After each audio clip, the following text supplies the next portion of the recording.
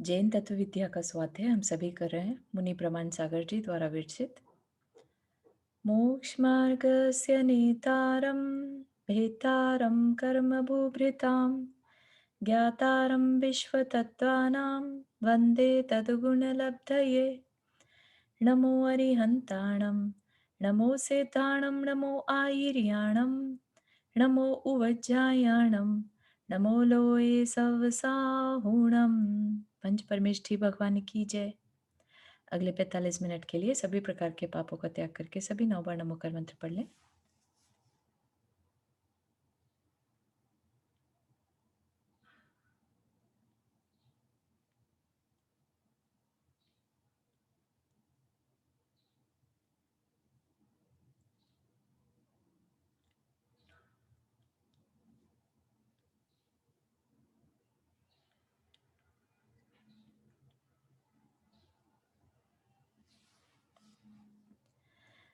तो हमारा यहाँ पर जो टॉपिक चल रहा है 12 भावना का है ना। कल हमने 3 भावनाएं देखी थी। अनित्य भावना कि कुछ भी नित्य नहीं है ना। सब कुछ विनाशशील है, क्षण भंगुर है, ये देखा था।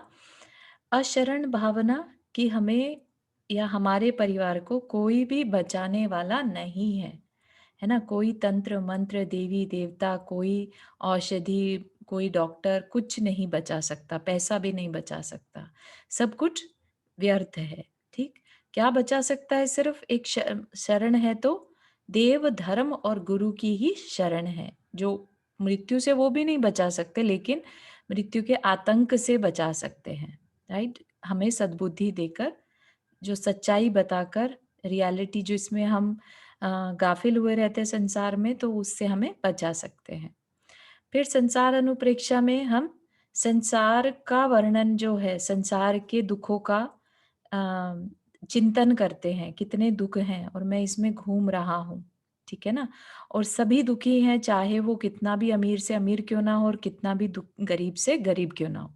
सब अपने अपने रीजंस के कारण दुखी हैं, दुखी सारे हैं, चाहे वो देव हो चाहे नारकी क्यों ना हो। राइट, तो यहाँ तक देखा था हमने।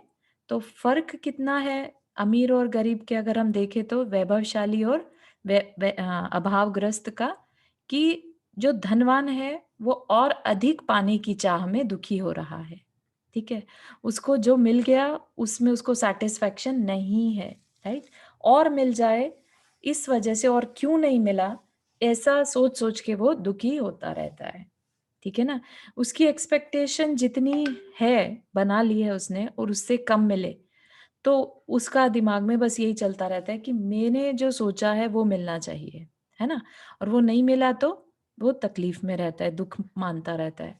और निर्धन क्या है, उसके पास तो कुछ है ही नहीं और वो अपनी अभाव को ही दूर करने में लगा रहता है। राइट, गरीब की कोशिश है अपने अभाव को मिटाने की, तथा संपन्न वर्ग की चाहत है और अधिक पाने की, है ना। अभाव मिट जाए, मेरा अभाव मिट जाए, ये भी एक अभिलाषा है। राइट, मुझे और मिल जाए, मुझे और मिल जाए, ये भी एक अभिलाषा है। तो यहाँ पे दुख का कारण क्या है? बेसिकली अभिलाषा, है ना। क्योंकि अगर दुख ही मानते तो फिर हमें ये भी मानना पड़ेगा कि मुनि महाराज भी दुखी हैं। राइट, जितने व्रती त्यागी हैं वो भी दुखी होने चाहिए, लेकिन वो दुखी नहीं पाए जाते क्योंकि उनके अंदर अभिलाषा का अभाव है। उन्हें अपने किसी अभाव को मिटाने की इच्छा नहीं है और ना ही उनको और अधिक पाने की इच्छा है। राइट, उनका फोकस सिर्फ अपनी आत्मा के कल्याण की तरफ है, जिसमें कि उनको दुखी होने की जरूरत नहीं है। इनफैक्ट वो अपने आप को सुखी मानते हैं कि हमें चलो इस बात की अवेयरनेस तो आ गई कि जो मनुष्य भाव मिला है उसमें मैं अपने आत्मा का जो भी कल्याण कर सकूं वो करूं, चाहे उसके लिए भूखों रहना पड़े, चाहे जमीन पे सोना पड़े, चाहे अपने परिवार से दूर होना पड़े, उसमें वो दुख नहीं मानते, उसमें वो सुख ही मानते हैं। क्योंकि उनके लिए अब आत्मा ही सबसे इम्पोर्टेंट तत्व रहता है। ठीक है ना, तो इसलिए दुखी सुखी हम संसार में रहने से भी ज्यादा हम अपने सोच से रहते हैं। यहाँ पर ये समझने की बात है कि संसार में जो भी है सब कोई दुखी नहीं है, है ना। जो अज्ञानी है वो ही दुखी है। जिसकी सोच ठीक नहीं है वो दुखी है ना। आज के आज अभी हम अपनी सोच बदल लें और अपने आप के कल्याण में लग जाएं तो हम फिर दुखी नहीं कहलाएंगे। ठीक है। इस प्रकार सभी आशा और तृष्णा के अधीन होकर तद अनुरूप दुखी हैं। इस प्रकार चिंतन करना संसार अनुप्रेक्षा है। तो यहाँ पर इंटरेस्टिंग चीज क्या है देखने वाली, कि हम अगर दुखी हो रहे हैं तो ये आर्त ध्यान है। ठीक। अगर हम ये मानते हैं कि अरे हम इस संसार में हैं और हम कितने दुखी हो रहे हैं, ठीक है, तो ये ही धर्म ध्यान हो जाएगा। यही हमारे लिए पुण्य का कारण बन जाएगा, संवर का कारण बन जाएगा। सिर्फ चिंतन बदला है ना। अपने सिर्फ अपने दुख के बारे में सोचना या फिर संसार के दुखों का चिंतन करना, इन दोनों में बहुत बड़ा डिफरेंस आ जाता है। तो अपनी सोच बदलकर हम अपने सुख दुख को कम या ज्यादा कर सकते हैं। ठीक है, समझने की बात है सिर्फ। तो कभी अपन बैठे हैं और हमें दुख हो रहा है तो हम ये कर सकते हैं कि हाँ, हम ऐसा सोचें कि जैसा दुख मैं मेरे साथ है ऐसा कितने लोगों के साथ चल रहा है ना। इस तरह का भी हम सोच सकते हैं। तो उससे क्या होगा, वो हमारा आर्त ध्यान ना कहलाकर हमारे शुभ ध्यान में कन्वर्ट हो जाएगा। ठीक। एकत्व अनुप्रेक्षा। संसार में एकत्व मतलब यहाँ पर एक से मतलब है। ठीक है। एकत्व अनुप्रेक्षा, संसार में प्रत्येक व्यक्ति अकेला ही जन्म लेता है। ये सबको मालूम है, चाहे वो एक जानवर का बच्चा हो या देव हो, नारकी हो, मनुष्य हो, सब अकेले जन्म लेते हैं, उसके बाद संबंध बनते हैं। राइट। जन्म के साथ उसके साथ कोई नहीं आता। सारे रिश्ते नाते संगी साथी सब बीच में ही मिलते हैं तथा यह मरता भी अकेला है। कितनी अजीब बात है ना। मतलब सृष्टि ने, नेचर ने ऐसी व्यवस्था बनाई है रियलिटी बताने के लिए कि उस पर हम ध्यान नहीं देते। राइट। कि हम अकेले जब जन्म लिया था तब हमें कोई तकलीफ नहीं थी, हमें कोई ये दुख नहीं था कि हम अकेले ही क्यों हैं, ट्विंस के साथ ही क्यों नहीं है हमेशा, है ना। लेकिन जन्म भी अकेला हुआ और मरण भी अकेला है, और फिर सब संगी साथी को हम सोचते हैं कि हमारे साथ रहते रहे हमेशा। राइट। संगी साथी न तो जन्म के समय उसके साथ आते हैं और न ही मरण के साथ बाद कोई उसके साथ जाता है। अपना सुख दुख उसे अकेले ही भोगना पड़ता है ना। सुख दुख अकेले ही भोगना पड़ता है। जैसे पेरेंट है, उनके बच्चा अगर तकलीफ में है तो बच्चे की तकलीफ को वो पेरेंट कितना भी कर ले उसको दूर नहीं कर सकते। वो बच्चे के कर्म हैं अपने साथ, उसके साथ। राइट। तो उसे अकेले भोगने पड़ेंगे। वो एक अलग बात है कि उसके दुखों को देख देख कर पेरेंट दुखी होते रहते हैं। राइट। वो उनका दुख है, पेरेंट्स का दुख अलग है। ठीक है ना। ये नहीं कि वो उसी के दुख को शेयर कर रहे हैं, उसका दुख उसके साथ है, हमने अपना दुख अपने राग से क्रिएट किया हुआ है। हाँ, भूमिका कुछ कह रहे हैं। चारू, यहाँ पे क्वेश्चन है कि जब ऐसे बच्चों को देख के माता पिता दुख करते हैं हम्म। तो वो आर्त ध्यान के अंदर आता है। हाँ, हाँ, बिल्कुल आर्त ध्यान के अंदर आता है क्योंकि वो अनिष्ट संयोग है ना। हम नहीं चाहते थे कि हमारा बच्चा दुखी हो। राइट। और वो किसी वजह से भी दुखी है तो ये हमारे लिए अनिष्ट संयोग हो गया। ठीक है ना। तो हाँ, तो इसलिए उसका आर्त ध्यान में कहलाएगा। अगर यही हम सबके पेरेंट्स सब और सब बच्चों के लिए सोचते हैं तब ये आर्त ध्यान में नहीं आएगा। ठीक है ना। सिर्फ अपने लिए सोचना, अपने परिवारजनों के लिए सोचना आर्त ध्यान में आएगा। हाँ, तब तब वो करुणा भाव आएगा अगर सबके लिए सोचेंगे हाँ, कि तो हाँ, फिर राइट। कि सबके साथ ये दुख है, कैसा दुख है, संसार है इसलिए दुख है, राग के कारण दुखी हैं। ये सब बातें भी याद आती है ना हमें तब। हाँ, ठीक है। हम्म। ठीक है। तो एकत्व में हम अकेले आए हैं, ये बात को हमें एक्सेप्टेंस में लाना होगा। ठीक है। खाली पढ़ने से नहीं, एकत्व में हम जब जाएँगे तब भी हमें अकेले जाना है, तो फिर हम सामान क्यों इकट्ठा करें, परिवारजन को इकट्ठा क्यों करें? है ना? तो एकत्व अनुप्रेक्षा में ये सिखाती है कि एक अकेला अवतरे, मरे अकेला होए। है ना? सबने पढ़ी भी है लाइन तो, राइट? उससे संसार की पूरी यात्रा अकेले ही पूर्ण करनी पड़ती है। इस प्रकार विचार करना एकत्व अनुप्रेक्षा है। एकत्व भावना का चिंतन करना है। अनुप्रेक्षा कल हमने सीखा था, बार-बार चिंतन करना, ठीक है ना? तो एकत्व के बारे में सोचना, एकत्व अनुप्रेक्षा। अब है अन्यत्व। अन्यत्व में हो गया एक, एक से समझ में आया, एक मतलब अलोन, है ना? लोनली। अन्यत्व में दी अदर, राइट? दूसरा। तो अन्यत्व क्या है? जो हम नहीं हैं, बाकी सब क्या है? अन्य हैं, दूसरे हैं हमसे। पर जिसे कहते हैं ना, तो क्या कह रहे हैं? बाहर से दिखने वाला धन, वैभव तथा परिवार परिजन, ये सब मुझसे पृथक हैं, ये मेरे नहीं हैं। ठीक है? अभी हमने क्या कहा था? मैं सबसे अलग हूं, एकत्व हूं। अब कह रहे हैं जो दूसरे हैं वो मुझसे अलग हैं। ठीक है? तो कहने का तरीका डिफरेंट हो गया। ठीक, यहां तक कि यह देह जिसके साथ मेरा घनिष्ठ संबंध है वह भी मेरी नहीं है ना? देह, एक्चुअली देह अपनी होती है, लेकिन हम देह नहीं है ना? तो इस अपेक्षा से यहाँ पर कहा है वह भी मेरी नहीं है, वह भी मैं नहीं हूं। तो देह भी अपनी नहीं है ना? देह भी कर्म के कारण है, ठीक है ना? भाई जीव, जो ओरिजिनल जीव तत्व है, जो आत्मा है, उसका कुछ नहीं है, राइट? तो उसका तो शरीर भी नहीं है, वो तो अपने में आप में अरूपी है, ज्ञान और दर्शन मात्र है, उपयोग मात्र, राइट? तो इसलिए उस अपेक्षा से कहा कि देह भी मेरी नहीं है, तो सब कुछ अन्य है मुझसे, है ना? पुद्गल, और क्योंकि आत्मा क्या है? चेतन, और पुद्गल क्या है? जड़, राइट? तो चेतन का जड़ से कोई संबंध एज सच नहीं है, स्वामित्व वाला कि ये जड़ मेरा है, तो उस अपेक्षा से अन्यत्व भावना बताई है कि जो भी आत्मा से भिन्न है वो अन्य है।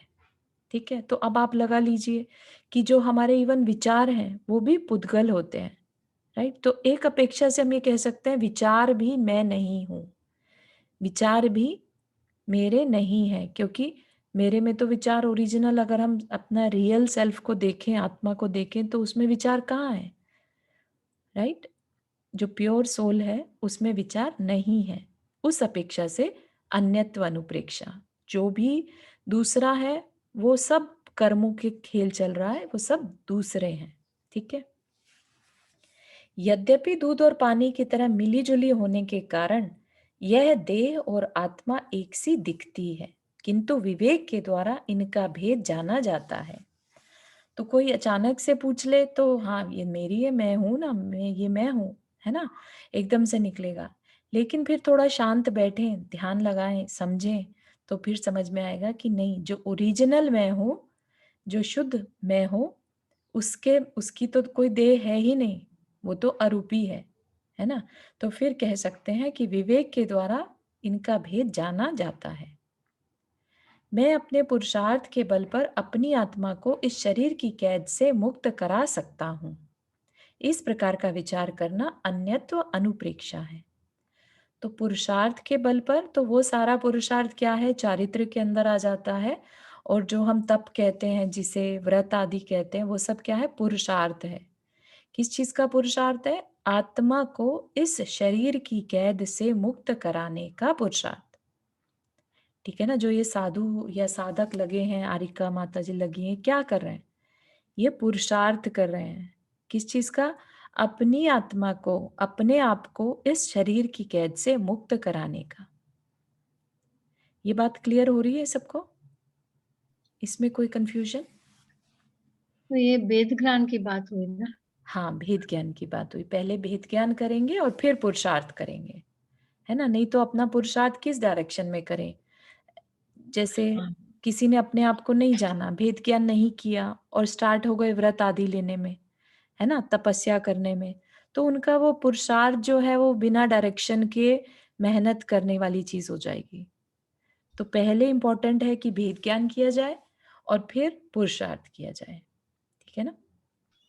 हाँ, थैंक यू। हुँ। इस प्रकार विचार करना अन्यत्व अनुप्रेक्षा है। अशुचि अनुप्रेक्षा। अशुचि होता है, शुचि मतलब शुद्ध, साफ और अशुचि गंदा, खराब, ठीक है? अशुचि जो खराब हो। तो अशुचि अनुप्रेक्षा में क्या आ जाएगा? ऊपर से गोरा या काला, सुंदर या कुरूप दिखाई पड़ने वाला शरीर भीतर से उतना ही घिनौना है। तो ये जो चीज़ है ये हम सभी नोटिस करते हैं कि शरीर जैसे बहुत कोई सुंदर कन्या दिखाई दे जाए, जैसे अपन सब जब बड़े हो रहे हैं, राइट? हम सब इस बात को लेकर बड़े होते हैं कि कुछ सुंदर होता है, राइट? हमें शुरू से ही कंपैरिजन करना सिखाया जाता है। अरे देखो कितना सुंदर है, अरे देखो कितना अच्छा लग रहा है ना? इस तरह का कंपैरिजन हम बचपन से सीखते आते हैं, ठीक? फिर उस सुंदर चीज़ को पाने की इच्छा होने लगती है ना? कि हमारा हमारा जो कंपेनियन हो, पार्टनर हो, वो सुंदर हो, ठीक है ना? तो सुंदरता हमें एक चाहे वो घर सुंदर घर हो, चाहे कुछ सुंदर गाड़ी हो, सुंदर कपड़े हों, तो सुंदरता के प्रति अट्रैक्शन हमें बचपन से डाल दिया जाता है, ठीक है? तो वो सुंदरता की बात कर रहे हैं कि आप जिसे सुंदर कह रहे हैं, आप हल्का-सा उसके अंदर झाँक कर देखिए कि वो अंदर से कैसा है, राइट? तो ऊपर की चमड़ी के कारण हम उसको सुंदर मानने लगते हैं, ठीक है? तो हम सुंदरता की डेफिनेशन हमने क्या दे दी बेसिकली कि स्किन इज़ ब्यूटीफुल, ठीक है ना? स्किन है, अच्छी है तो सुंदर है। अंदर से हार्ड मास सबके अंदर सेम है। तो क्या हम सबको सुंदर कह सकते हैं? जब सबके अंदर सेम हार्ड मास है, तो हम सबको सुंदर कह सकते क्या? राइट? तो हम सिर्फ चमड़ी को देखकर सुंदर और कुरूप वर्ड यूज़ करते हैं, अदरवाइज़ अंदर से सभी कुरूप ही हैं। कुरूप इन द सेंस बुरा लगने वाला, राइट? घिनौना जिसे कहते हैं। इसके अंदर कोई सार नहीं है, राइट? इसे जितना साफ करने का प्रयास करते हैं उतना ही मैला होता जाता है। तो किसकी बात कर रहे हैं? शरीर की बात कर रहे हैं, ठीक है? अशुचि क्या है? हमारे पास सबसे ज़्यादा अशुचि शरीर है ना?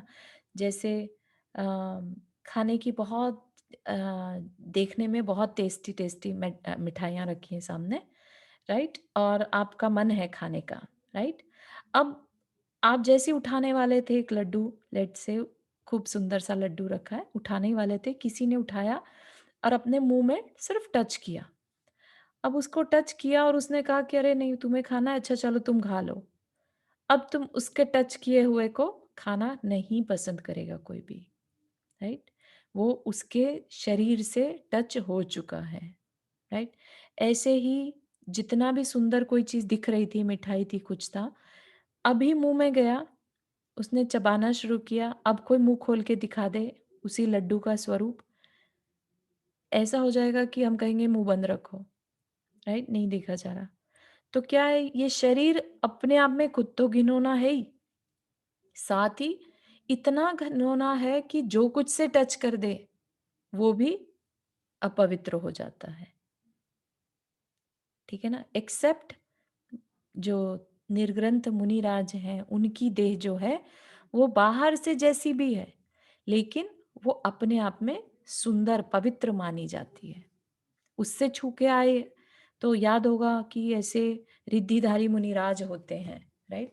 जिनकी देह से अगर हवा भी छूकर निकल जाए, तो वो किसी भी तकलीफ वाले पर्सन की तकलीफ को दूर कर सकती है। तो उसको रियल सुंदरता कहा है, वो शरीर पवित्र है ना? शरीर शरीर में प्रॉब्लम है कि हमने अपने तप से उसे तपाकर सुंदर बना लिया है, शुचि बना लिया है, पवित्र कर लिया है, या हम सब के सब उस अशुचि को ही सुंदर माने बैठे हैं, राइट? तो कुछ भी लगाएँ, चंदन लगाएँ, केसर लगाएँ, फूलों से सजाएँ, लेकिन यह अपवित्र ही रहता है, ठीक है ना? तो देह का श्रृंगार करना तो मल के घड़े को फूलों से सजाने जैसा कृत्य है। इस शरीर के द्वारा तप करने में ही सार्थकता है, इसी से यह पवित्र होता है।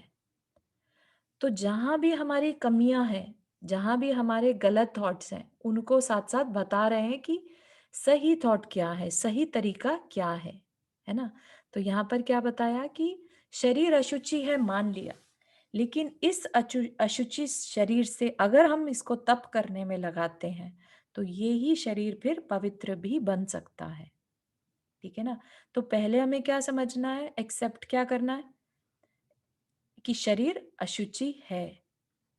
ठीक है ना, नहीं तो हम ये माने ही नहीं और उसको सजाने में लगे रहें और उसी के अट्रैक्शन में लगे रहें। राइट। देखा जाए तो सबसे ज्यादा अट्रैक्शन अगर हमें कोई है लाइफ में तो शरीर का है। राइट।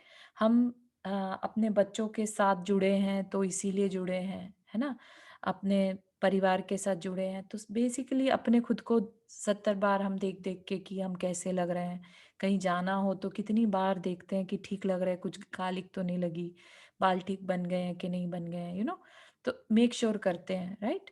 तो हम अपने आप से इतना इस शरीर से जुड़े हैं, मतलब रियलिटी को समझे बिना, कि इसी को सजाने में अपना समय लगाते रहते हैं।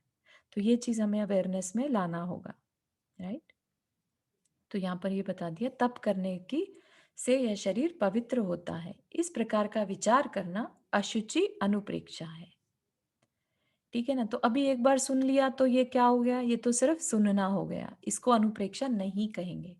अनुप्रेक्षा होगा जब यही बात को आप बार बार चिंतन में लाएंगे। ठीक है ना, तब जाके ये अनुप्रेक्षा कहलाएगी और तब जाके ये हमारे शुभ कर्म के बंध का कारण बनेगा। ठीक है ना। अभी तो हम क्या विचार करते हैं कि शरीर को कैसे सजाऊं, है ना, या वो सुंदर शरीर मुझे कैसे मिल जाए। ठीक है ना। तो ये जो हमारा मिसबिलीफ है शरीर के बारे में, अगर हम उसको ठीक कर लें तो वो ही हमारे पुण्य बंध का कारण बन जाएगा। वो ही थॉट कि नहीं नहीं, ये शरीर से को सजाने से मुझे कोई मतलब नहीं है, ये तो अशुचि ही रहेगा, इसको पवित्र बनाने के लिए मैं क्या कर सकता हूँ। राइट। तो उस पर अगर हमारा ध्यान जाए तो फिर हम अपना शुभ का बंध कर सकते हैं। ठीक, यहां तक के समझ में आ रहा है।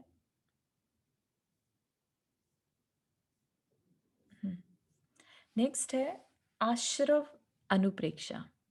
आश्रव, अब नेक्स्ट जो तीन है, आश्रव, संवर, निर्जरा, ये हम जब तत्वों के बारे में पढ़ते हैं तब भी पढ़ते हैं और हम कर्मों के बारे में पढ़ते हैं तब भी ये शब्द हमें सुनने में आते हैं।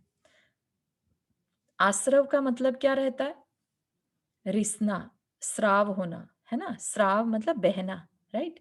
तो क्या बह रहा है यहाँ पर, कर्म बह रहे हैं, बहकर हमारी आत्मा में आना। ठीक है। तो हमारे कर्मों का हमारी आत्मा में बहना या आना आश्रव।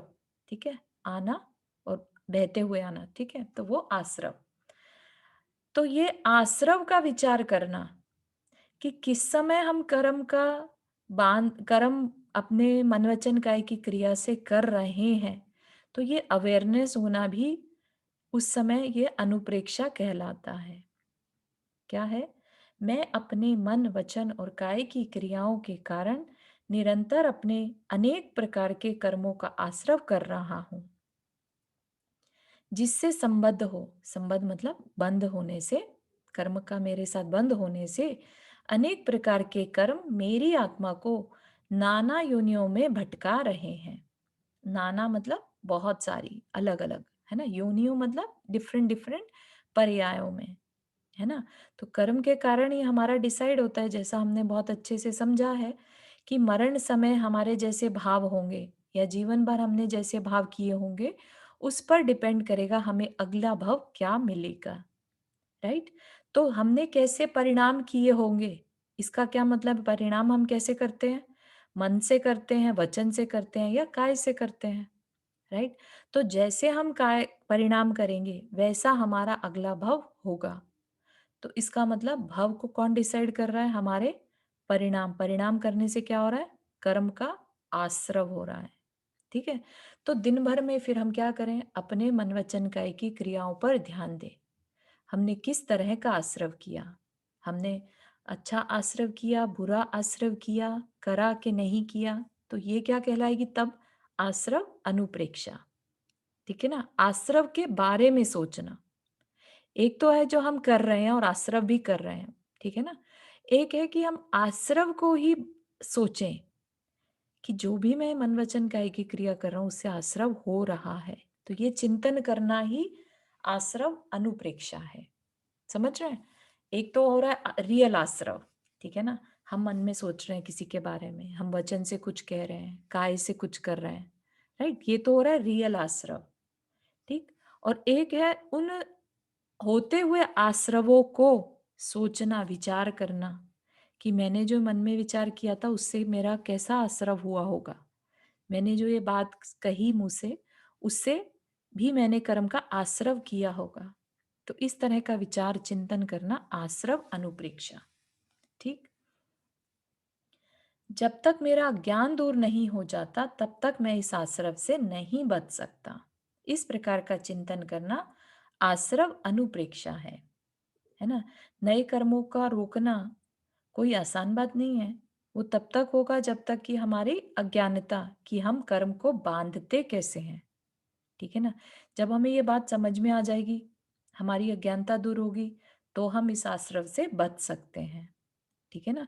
तो वो हमें सिखाया जाता है। आश्रव जिन-जिन चीज़ों से होता है, अगर हम वो चीज़ें ना करें, तो हमारा आश्रव रुक जाएगा, है ना? लेकिन उसके लिए हमें पढ़ना होगा, समझना होगा, प्रैक्टिस में लाना होगा, तब होगा। खाली पढ़ लेने से भी नहीं होगा। हमने सिर्फ पढ़ लिया है, याद कर लिए वो सारे उपाय जिनसे कि आश्रव ना हो, लेकिन हम उसे फॉलो ही ना करें, है ना? तो फिर हम उससे नहीं बच सकते। तो इस प्रकार का चिंतन करना, वो क्या है? आश्रव अनुप्रेक्षा, ठीक है?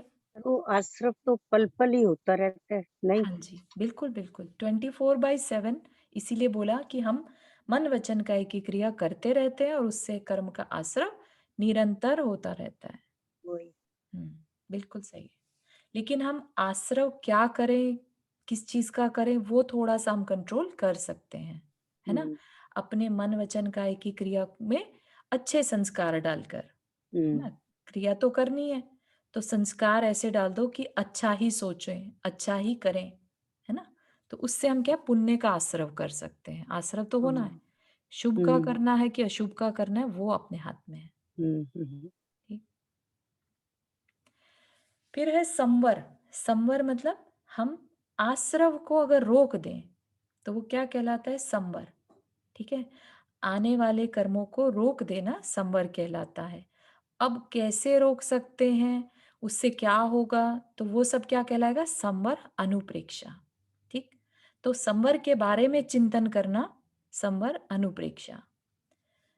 प्रति समय होने वाले कर्मों के आश्रव की इस प्रक्रिया को रोके बिना हमारी आत्मा का विकास संभव नहीं है।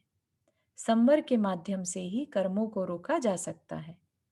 इसके साधन मेरे जीवन में कैसे विकसित हो, इस प्रकार विचार करना संवर अनुप्रेक्षा है, ठीक है? तो और आप मानेंगे कि संवर करने का एक उपाय 12 भावना का चिंतन भी है, ठीक है? तो 12 भावना के चिंतन से हम कर्मों के, कौन से कर्मों के? एटलीस्ट जब तक हम एक साधक हैं, श्रावक हैं, हम पाप कर्मों के आश्रव को रोक सकते हैं, अगर हम 12 भावना का चिंतन कर रहे हैं तो, ठीक है ना? तो संवर हमारे कर्मों के आश्रव को रोकता है। तो मुनि महाराज जो हैं वो 12 भावना का जब चिंतन करते हैं तो उनके कर्मों का आना रुक जाता है, ठीक है? और हमारे केस में क्या होता है? हमारे केस में हम पाप कर्मों के आश्रव को रोक सकते हैं, ठीक है? तो इसका विचार करना संवर अनुप्रेक्षा है। फिर बता रहे हैं निर्जरा अनुप्रेक्षा। निर्जरा क्या है? निर्जरा सभी को मालूम ही होगा, कर्म निर्जरा, है ना? बहुत बार सुना है वर्ड, कर्मों की निर्जरा। तो कर्म का अपनी आत्मा से दूर करना निर्जरा। कर्म के झड़ने को निर्जरा कहते हैं। तप के द्वारा सभी कर्मों की निर्जरा होती है। कर्म की निर्जरा का एक ही उपाय है। एक तो उपाय यही है कि कर्म अपना फल देकर झड़ जाए। तो फल देकर झड़े तो क्या झड़े, है ना? हमें तो बिना फल के, जो सत्ता में फल अभी नहीं दिया जिन्होंने फल, उनको झाड़ मतलब दूर करना है, ताकि अब और शरीर हमें ना मिले। शरीर मिलना इज अ कर्म का फल, राइट? तो कर्म का फल दे दिया, शरीर मिल गया, तो फिर क्या हमने किया? हमने उसकी क्या निर्जरा करी, है ना? तप से हम ऐसी निर्जरा करते हैं जो कर्म अभी फल देने में नहीं आए, हम उन्हें भी अपनी आत्मा से दूर कर पाते हैं। ठीक है ना? तो इसलिए तप से ही निर्जरा हो सकती है। तो ये तप 12 प्रकार के बताए हैं, अंतरंग तप और बाह्य तप, जो सभी करते हैं, राइट?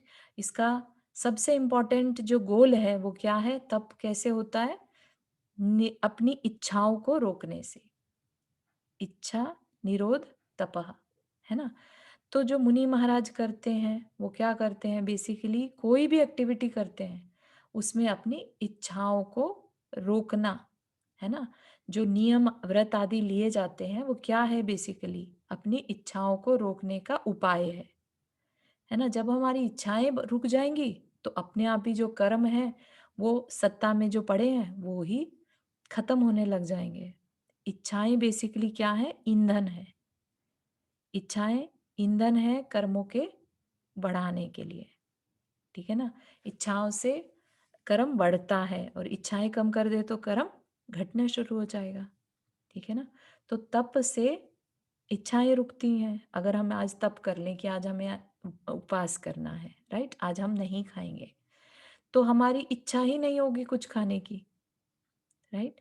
तो इच्छा का नहीं होना तप है। लेट से किसी ने उपवास ले लिया और कंटिन्यूअसली सोचे जाए कि मेरे को ये मिल जाता तो कितना अच्छा था, आज तो बिना बात के उपवास रख लिया, कुछ और, आज तो कितना अच्छा घर में खाना बना है। इस तरह की सोच से क्या हम तप कह सकेंगे उसे? तप तभी कारगर है जब उसके अंदर इच्छा का अभाव होगा। ठीक है? इच्छा का निरोध होगा, इच्छा को रोका जाएगा, तब जाके वो तप की कैटेगरी में आएगा और निर्जरा का कारण बनेगा। ठीक? और जब तक मैं अपने कर्मों की निर्जरा नहीं कर लेता तब तक मैं आत्मिक सुख को नहीं पा सकता, है ना? अभी हम क्या करते हैं? सुख दुख फील करते हैं, सभी लोग अपनी अपनी लाइफ में करते हैं, सभी ने, है ना, महसूस किया ये सुख दुख। तो ये सुख दुख हम जो महसूस करते हैं ये सब कर्मों के कारण है। सुखी हैं तो हमारे साता कर्म के उदय से हैं और दुखी हैं तो असाता कर्म के उदय से। ठीक है? तो ये जो सुख दुख हमें दिखाई देता है वो रियल आत्मिक सुख नहीं है। ठीक है ना?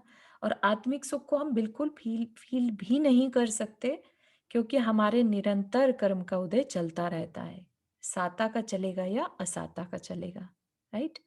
तो इसलिए अगर हमें वास्तव में आत्मिक सुख को पाना है, उससे फील करना है, तो अपने कर्म की निर्जरा करनी ही होगी। ठीक है ना? तो इसलिए संवर पूर्वक जब तप रूपी ज्योति मेरे अंतर में प्रकट होगी तभी मेरी आत्मा आलोकित होगी। ठीक है? तो ये एक कवि की शैली है, आत्मा आलोकित होगी। इसे मतलब यहाँ पर क्या है कि जब तप रूपी ज्योति, जब हम तपेंगे, तपाएंगे, तप करेंगे, तब उसकी वजह से आत्मा में रियल जो आत्मा के गुण हैं वो प्रकट होंगे। ठीक है? क्योंकि कर्मों से वो ढके हुए हैं, है ना? ये सभी को समझ में आता है। ज्ञानावर्णीय हमारा ज्ञान कितना थोड़ा सा है ना? और पहले के जो हम मुनि महाराज वगैरह पढ़ते हैं या केवल ज्ञानी पढ़ते हैं, वो सब आत्मा का ही ज्ञान है, कहीं और से नहीं है ना? ऐसा नहीं कि उनको बहुत अच्छे टीचर मिल गए थे इसलिए वो बहुत अच्छा पढ़ गए, है ना? उनके अंदर ज्ञान ज्यादा प्रकट था, हमारे अंदर कम प्रकट है, बस इतना ही डिफरेंस है। इस प्रकार का विचार करना निर्जरा अनुप्रेक्षा है। ठीक है? तो ये सिर्फ विचार करने की बात कर रहे हैं अभी। हमें साधक हैं हम लोग, तब तो रियल तब तो बहुत ही मुश्किल से कर पाते हैं। कर्म की निर्जरा करना हमारी अभी संभव ही नहीं है। ठीक है? लेकिन अगर हम अनुप्रेक्षा, निर्जरा अनुप्रेक्षा की बात सोचें, विचारें कि कब मैं वो कर्म की निर्जरा कर पाऊं, कब मैं वो तप कर पाऊं, तो इतना करने मात्र से हम अपनी इस भावना से, चिंतन से हम अपने शुभ का आश्रव कर लेंगे। ठीक है? तो इतना ही तक हम कर सकते हैं। ठीक। फिर है लोक अनुप्रेक्षा। 3 ये बता दी, संवर, आश्रव, संवर और निर्जरा, है ना? इसके बारे में भी हमें चिंतन करना चाहिए कि कर्म किस तरह से हमारा खेल चल रहा है, ये बात का चिंतन करना। फिर है लोक अनुप्रेक्षा। लोक अनुप्रेक्षा में क्या है? अपने आत्म स्वरूप को भूलकर मैं अनादि से इस लोक में भटक रहा हूं। यह लोक 6 द्रव्यों का संयुक्त रूप है। पहले भी बताया संसार, अभी क्या बताया? लोक, है ना? संसार में, संसार अनुप्रेक्षा और लोक अनुप्रेक्षा में क्या डिफरेंस होगा?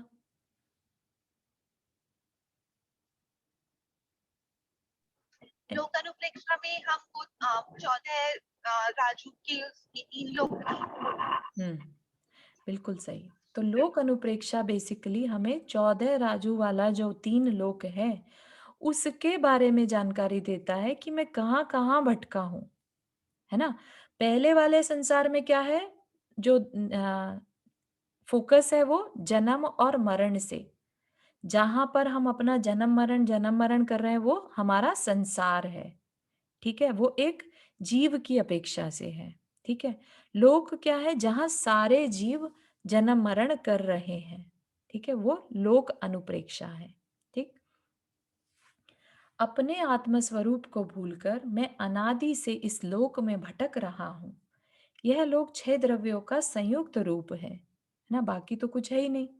या तो पुद्गल है, जीव है, और जो बाकी के 4 द्रव्य हैं। उसके अलावा तो कुछ है ही नहीं ना, अगर हम रियल में लोक को देखें ध्यान से, है ना? जो अभी हमें मेज दिखाई दे रही है, लेट्स से चेयर दिखाई दे रही है, या कुछ भी और दिख रहा है, तो कहीं ना कहीं वो किसी जीव के मृत शरीर हैं, है ना? जो कि आज पुद्गल बन गए। कभी वो किसी शरीर जीव ने धारण किए थे, आज वो मृत, उनका पुद्गल बन चुके हैं। राइट? तो इस तरह से जीव, पुद्गल और बाकी के जो 4 द्रव्य हैं उनसे मिलकर ये लोक बना है। किसी के द्वारा बनाया नहीं गया, न ही इसका विनाश संभव है। यह अनादि निधन है। तो वो 3 लोक का विचार करना। 14 राजू ऊंचाई वाले पुरुषाकार इस लोक में मैं अपने अज्ञान के कारण भटकता हुआ अकथनीय दुखों का पात्र बन रहा हूं, है ना? तो ये सबको अभी काफी क्लियर हो गया होगा जब हमने पूरी तरह से नरक के बारे में, स्वर्ग के बारे में और मध्य लोक के बारे में जैन तत्व विद्या में ही पहले पढ़ा। राइट? तो अब हमें 14 राजू ऊंचाई वाला लोक पूरा समझ में आने लगा, है ना? क्या क्या कहाँ पर है। हाँ, सपना कुछ कह रहे हैं? तो जैसे अभी हमने पुद्गल की बात की, तो ये जैसे मेज या कुर्सी हम बनते हैं, जी। ये भी कर्म के उदय से ही बनता है? कर्म के उदय से नहीं, आपका क्वेश्चन बहुत अच्छे से समझ में नहीं आया, लेकिन कर्म के उदय से ये नहीं बनते, लेकिन कहीं ना कहीं ये मृत शरीर हैं। लेट से मेज है, राइट? मेज क्या थी? कभी पेड़ था एक, लकड़ी कहाँ से आई मेज के लिए? पेड़ से आई, राइट? वह पेड़ ओके। जीव था, वह उसका शरीर था, राइट? उसकी आयु अच्छा। पूरी हुई तो वह मृत हो गया, अब उससे मेज बन गई। ठीक है ना? तो ये ओके। मेज क्या है? बेसिकली किसी जीव का मृत शरीर ही है। शरीर। समझ? ओके ओके, हाँ। Got it got it. Okay, thank you. Sure. ठीक है, तो मैं अपने अज्ञान के कारण भटकता हुआ अकथनीय दुखों का पात्र रहा हूं। किस अज्ञानता के कारण? 12 भावनाओं को न समझने के कारण। हमने अपने अन्यत्व स्वरूप को, एकत्व स्वरूप को, है ना, अनित्य भाव को नहीं समझा, है ना? और इस वजह से हम भटक रहे हैं। तो जो 12 भावनाएं हैं वो बहुत जबरदस्त तरीके से हमें इस संसार से बचा सकती हैं। इतनी इंपॉर्टेंट है ये 12 भावनाएं, है ना? और सिंपल कितनी है, हम दिन भर इनको मन में ला सकते हैं। ये हमें कषायों से भी बचाती हैं, और कषाय हमें फिर संसार में घूमने से बचाती हैं, राइट। अगर हम कषाय नहीं करेंगे तो हम नए कर्मों को कम बांधेंगे, राइट। तो कम बांधेंगे तो जल्दी से खत्म करके उन्हें भोग कर और हम फ्री हो जाएंगे, राइट। तो हमारा जो संसार चलता है वो कषायों के कारण चलता है, और कषायों को कम करने का सबसे जो सॉलिड उपाय है वो है 12 भावना, क्योंकि 12 भावना हमें रियलिटी को बताती हैं हमारे को, राइट। तो इसलिए हमारी अज्ञानता के कारण भटकता हुआ अकथनीय दुखों का पात्र रहा हूं। अब जैसे भी बने मुझे इस परिभ्रमण को समाप्त कर अपना शाश्वत स्वरूप प्राप्त करना है, जिसे पाने के बाद किसी प्रकार का आवागमन नहीं होता। इस प्रकार के चिंतन को लोक अनुप्रेक्षा कहते हैं, है ना, कि मुझे कभी फिर इस लोक में जन्म मरण ना करना पड़े, ठीक है ना। तो ये चीज शाश्वत स्वरूप पाकर हम लोक के अग्रभाग में स्थित हो जाएं, बस ये हमारा गोल रहना चाहिए, ठीक। बोधि दुर्लभ। बोधि दुर्लभ क्या है? बोधि होता है बोध का प्राप्त होना, ठीक है। बोध, लेट से यहाँ पर क्या बताया है, धन धान्य आदि बाह्य संसारिक संपदा तो मैं अनेक बार प्राप्त कर चुका, पर उनसे मुझे किसी भी प्रकार का सुख या संतोष नहीं मिला। किंतु संसार से पार उतारने वाला यह ज्ञान मुझे बहुत दुर्लभता से प्राप्त हुआ। इसकी प्राप्ति उतनी ही दुर्लभ है जितनी कि किसी शहर के चौराहे पर रत्न की राशि का मिलना। अतः रत्नों से भी बहुमूल्य उस इस बोधि रत्न को पाकर मुझे इसके संरक्षण और संवर्धन में लगना चाहिए। इस प्रकार के चिंतन को बोधि दुर्लभ अनुप्रेक्षा कहते हैं। तो यहाँ पर बोधि दुर्लभ दो प्रकार से हम यूज कर सकते हैं।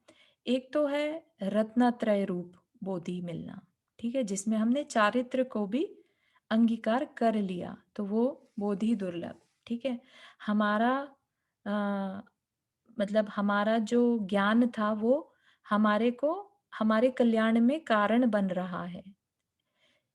पहली बात तो कहाँ से शुरू करना इसमें चिंतन, कि हम तीन लोक में भटकते हुए आ रहे हैं, राइट। तीन लोक में कितनी तो देखा हमने कि मध्य लोक कितना छोटा सा है, राइट। उसमें हमने सबसे ज्यादा देखा तो नरक देखा और स्वर्ग देखा। मध्य लोक बीच में जो है वो बहुत छोटा है कंपेयर टू स्वर्ग और नरक, राइट। उसके बाद हमने देखा कि उसमें जो बोधि प्राप्त हो सकती है वो सिर्फ कर्म भूमि में प्राप्त हो सकती है, राइट। तो कर्म भूमियां कितनी हैं? वेरी लिमिटेड हैं, ठीक है ना। अब उन कर्म भूमियों में सबको बोधि हो जाए ये जरूरी नहीं है, राइट।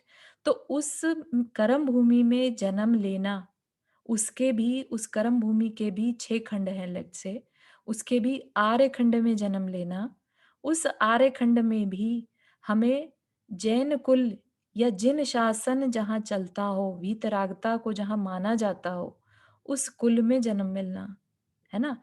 दुर्लभता से की तरफ जा रहे हैं हम, राइट, कि बहुत सारे ऐसे मिल जाएंगे जो जिन शासन को नहीं मानने वाले, दूसरे देवी देवता को मानने वाले, राइट, जो वीतरागता में विश्वास ही नहीं रखते, ऐसे, ठीक है। फिर हम विश्वास रखें लेकिन उस पर चले ना, राइट, तो उस पर चलने वाले और भी दुर्लभ, ठीक है ना। तो यहाँ पर रत्नत्रय को अगर हम देखें तो बहुत ही दुर्लभतम दुर्लभ है, ठीक। उसके बाद हम जैसे गृहस्थ आ जाएंगे, जो जैन कुल मिल गया, ठीक है, आर्यखंड मिल गया, हमें जैन कुल मिल गया। उसके बाद कितने हैं जो जैन कुल में जन्म लेने के बाद इस तरफ ध्यान दे पा रहे हैं, भेद विज्ञान की तरफ? बहुत कम है, राइट। 0.0001% होंगे ऐसे पूरे मनुष्य, जितने भी लोग में मनुष्य हैं उनमें, है ना। तो उतने लोगों में अगर अपनी गिनती हो जाती है तो उसे क्या कहा जाएगा? बोधि दुर्लभ भावना, है ना। तो अपने को उस पर चिंतन करना चाहिए। हाँ, भूमिका कुछ कह रहे हैं? चारू, तो इसी में बस शेयर करना चाहूंगी कि आज ही मैंने मुझे समझी महाराज जी से कि उन्होंने यही समझाया बोधि दुर्लभ का ही कि जो अनंत काल तक हम निगोद में रहे, तो हाँ। उस टाइम निगोद में ही भटकते रहे और वहां पे कोई भी निगोदिया जीव पुरुषार्थ नहीं कर सकता।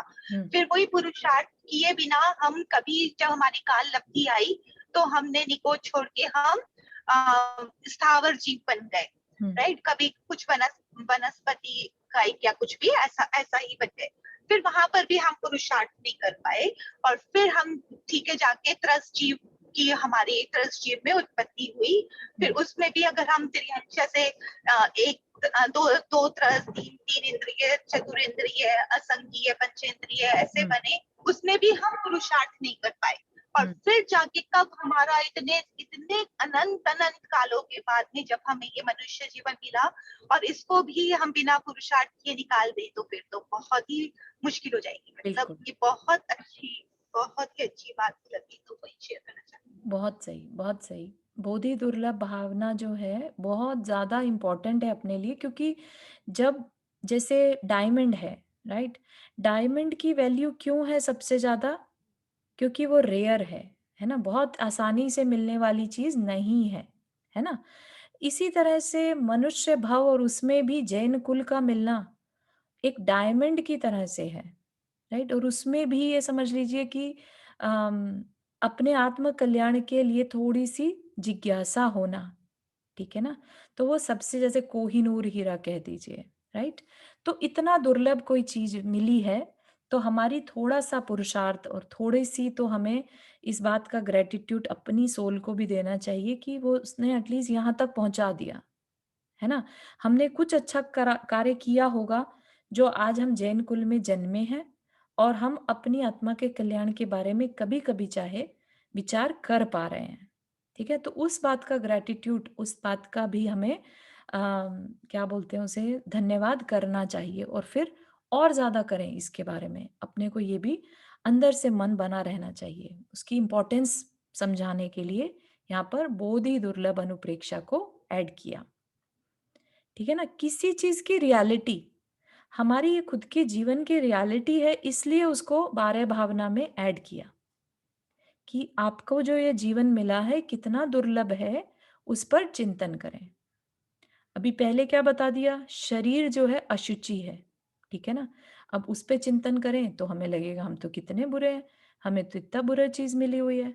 लेकिन अब जब हम बोधि दुर्लभ की चिंतन कर रहे हैं तो एकदम से प्राउड फीलिंग आ जाती है कि अरे वाह, कितनी बड़ी बात है ना। हमें कितना शरीर मिला है, मनुष्य बने हैं, जैन कुल मिल गया और हमें इसके लिए पुरुषार्थ करना चाहिए, है ना।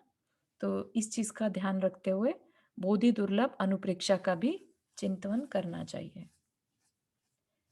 ठीक है, आज के लिए इतना ही रखें। कल नेक्स्ट क्लास में ये विषय हमारा खत्म होके और फिर हम मुनि आचार में क्या क्या चीजें हम सीखेंगे। 28 मूल गुण, 10 धर्म, 3 गुप्ती, 22 परिचय, 12 अनुप्रेक्षा, है ना। अभी जो हम पढ़ रहे हैं वही सेम 12 अनुप्रेक्षा, 12 तप, ध्यान और संलेखना जो मुनि करते हैं, है ना। वो सारी चीजें समझेंगे। अभी तक का क्या टॉपिक चल रहा था हमारा, श्रावक का। श्रावक क्या करते हैं, श्रावक के क्या पहचान है, श्रावक के क्या गुण है ना, उनके क्या व्रत हैं, प्रतिमाएं हैं, वो सब समझा था। अब मुनि का भी जान लेंगे कि मुनि आखिर होते कौन है ना। और जब हम जानेंगे तो फिर उनके लिए हमारे अंदर में बहुमान आता है। जब तक हम नहीं जानते, है ना, एक बच्चा है लेट से, उसे आप मुनि महाराज के पास लेके जाएं, हो सकता है वो नाक मुंह सिकोड़े कि नहीं नहीं नहीं गंदे दिख रहे हैं, मुझे नहीं जाना इनके पास, डरावने हैं, एक बच्चा डर सकता है। लेकिन अगर यही चीज हमें कहा जाए मुनि महाराज के दर्शन करने हैं, है ना, तो हम उनके चरणों का जो जल रहता है उसको भी माथे पर लगाते हैं, ठीक है। क्यों? क्योंकि हमें उनका महत्व पता है ना, कि वो किस रास्ते पर क्या साधना कर रहे हैं। वो शरीर जिस आत्मा को धारण करे हुए हैं, हम उसकी उसकी बहुमान करते हैं, ठीक है ना, उसके हम आदर करते हैं कि इतनी ऐसी स्ट्रांग आत्मा जो इतनी हम नहीं कर पाए जो काम वो ये आत्मा कर रही है, हम उसका बहुमान करते हैं, है ना? तो ये मुनि धर्म जो है उसकी थोड़ी-सी चर्चा करेंगे ताकि हमें कोई भी गलतफ़हमी ना रहे या हमारा बहुमान उनके प्रति और बढ़े, है ना? और हम हमारा लेट्स से पढ़ते-पढ़ते मन हो जाए कि हम इस भाव में तो नहीं बन पाए लेकिन आगे चलकर ऐसा भाव हमें मिले जो हम भी मुनिचर्या का पालन कर सकें, है ना? तो अगर ये भाव बन जाए, तो भाव कोई भी भाव वेस्ट नहीं जाता, ठीक है ना? तो ये भाव नेवर नो कि कब किस भाव में हमें काम आ जाए, ठीक है ना? तो इस भावना के साथ अपन पढ़ेंगे इसको, तो ऑलमोस्ट होने वाला है, तो नेक्स्ट क्लास में स्टार्ट करेंगे, ठीक है? किसी को कोई क्वेश्चन आज की क्लास के लिए?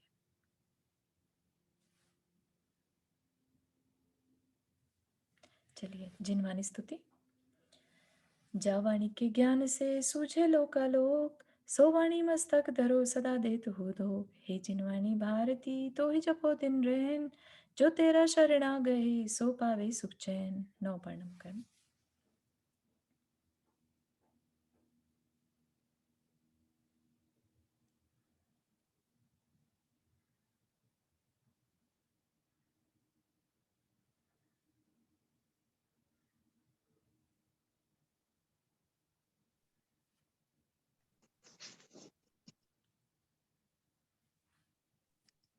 जय जिनेन्द्र सभी को।